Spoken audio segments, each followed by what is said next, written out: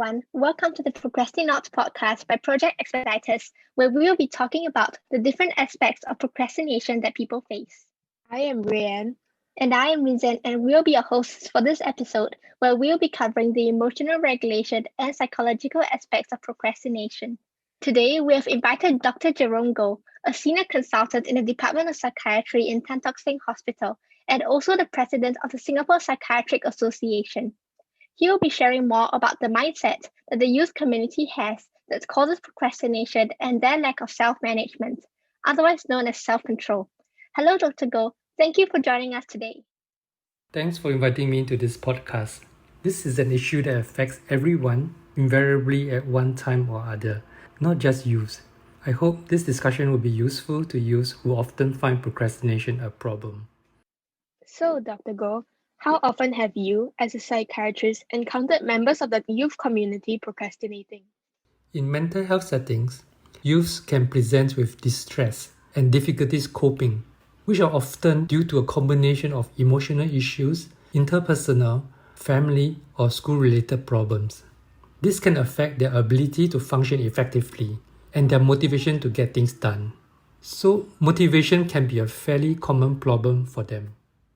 So, in your opinion, what is the prevalence of procrastination amongst the youth community?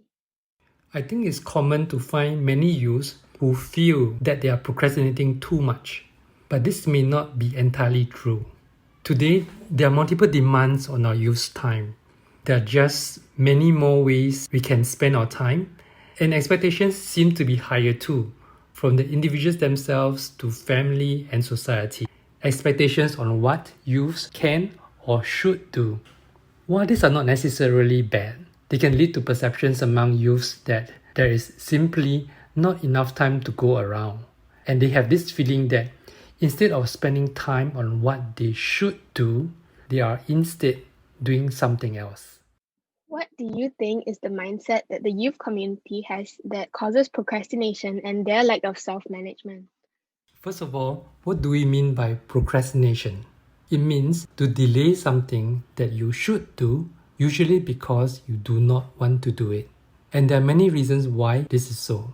1. Distractions. These are the activities that do not contribute to what we need to do. They are often available here and now and gives us instant gratification. 2. The lack of motivation. This is often due to negative perception that the one thing we should do is too complex and too difficult. It leads to fear and avoidance, which leads us to magnify the problem such that it seems more difficult than it actually is. 3. It can be contributed by multitasking too. We are actually less efficient when we multitask, and often it leads us to do many other things that are unrelated or unimportant to the task you need to do, so-called goal drifting. Wow, thank you for this insightful information. So, what are some of the negative impacts on students when they lack self-management and procrastinate? When you postpone the inevitable, like working on a project, you're just kicking the bucket down the road. As the deadline approaches, it can cause undue anxiety and stress. Now you have to cram the work in a fraction of the time. The problem is, when we are overly stressed, we become less productive.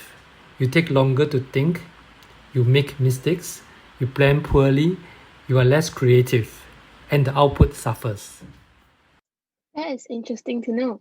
So, how serious are these impacts on their mental health, and what are some examples of these detrimental consequences? When there is undue anxiety and stress, the body suffers, and mood, sleep, concentration, and appetite can be affected. That feeling of constantly on the edge and distracted, and not being able to fully recharge, even with a full night's sleep, or the loss of enjoyment in hobbies and activities. Self-esteem can also be affected, and there can be a lot of self-blame or feeling useless or worthless when you're not performing well. So, since procrastination has so many of these detrimental impacts, do you have any tips or advice that you can give students who are currently facing the issue of procrastination?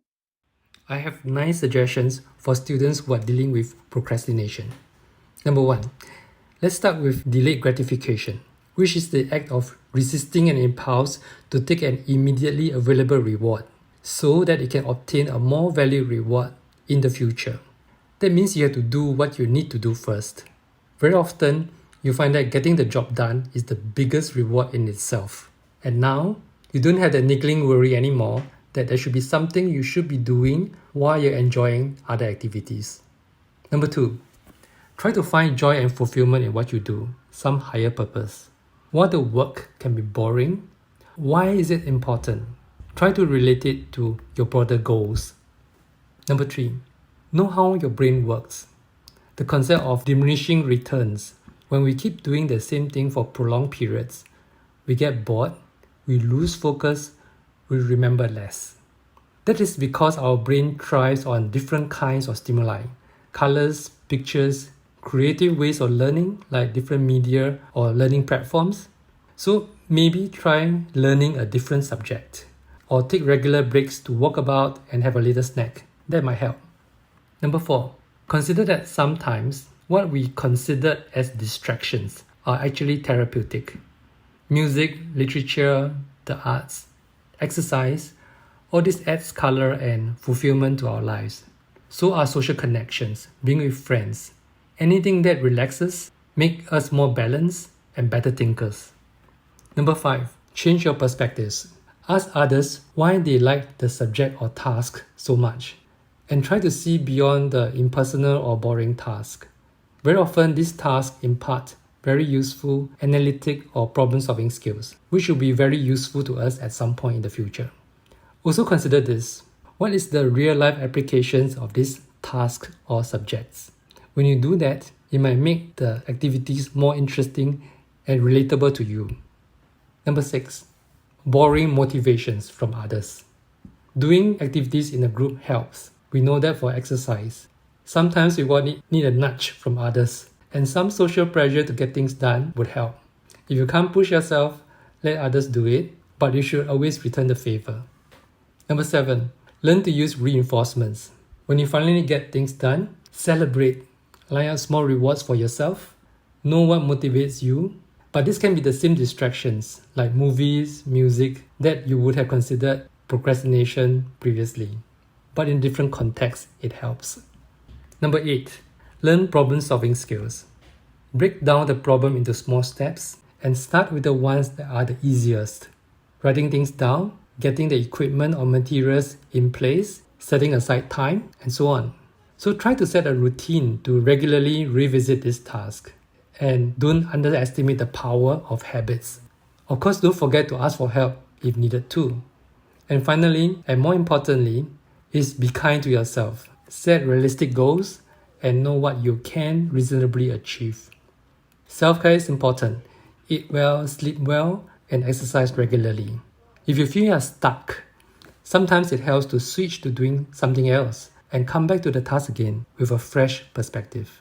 If you are feeling tired, sometimes the best thing you can do for yourself is to catch some sleep and then have a go at the task again when you are adequately rested. 7 to 8 hours of sleep is usually considered optimal and restorative for us. Thank you for the useful tips. Do you have anything else to add regarding emotional regulation and the psychological aspects of procrastination? Emotional regulation is important with regards to procrastination insofar as to avoid the emotional roller coaster ride of extreme highs and lows that led us to do things in fits and starts. We can achieve better emotional regulation in 3 ways.